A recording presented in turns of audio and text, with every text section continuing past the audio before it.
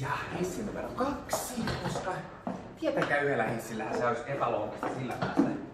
Sitten mä sain tossa mun respassa yksi tuttu itse asiassa tuli tuolta sanomaan, että kun mä olin tuolla altaalla, että älä siellä nyt on altaalla, että hän tietää sen Madamen huoneen numero ja sään tosi mulle, niin hän on tuolla jossain 12 kerroksen kulmasviitissä ja se on se huone, mistä kuuluu se jumputus ja röökiä. Katsotaan mitä siellä nyt on. Mä sain itse asiassa Fred antoi mulle avaimen sinne, niin ei tarvitse tiirikoida, pääsee ihan suoraan sisälle. Nyt meidän loppu tämmönen Vivianin kiusaaminen. Joku roti se on mullakin. No niin, katsotaan mistä se Madamen huone sitten löytyy. 1, 2, 1, 8.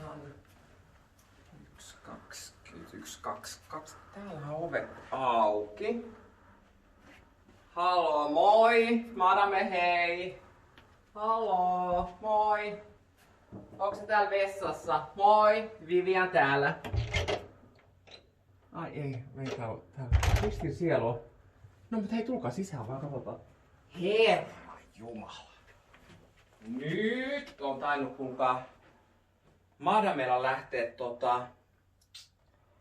pikkusen näpeistä, ettei sanoisi. Täällähän on... Siis sehän on tullut 4 tuntia mua ennen tänne ja täällä... No, kyllä se tietysti ehti ja näköjään mitäs nää on? Punaisia pillereitä. No, en mä rupea hänen tavaroihin koskemaan, se hänen asiansa. No, onneksi mun omat valkkarit, niin... Hetken päässä saa istua kuulkaa ottamaan yhden tupakan ja lasin viiniä, niin... Ai että... Kyllä mä sanoin, että mikä päivä. Onneksi sai kessujakin, tuolla oli respassa mukava tuttu, niin sai saman tien kessuaskin, niin helpottaa.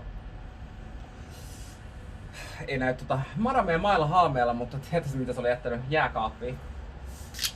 Avot kuulkaa.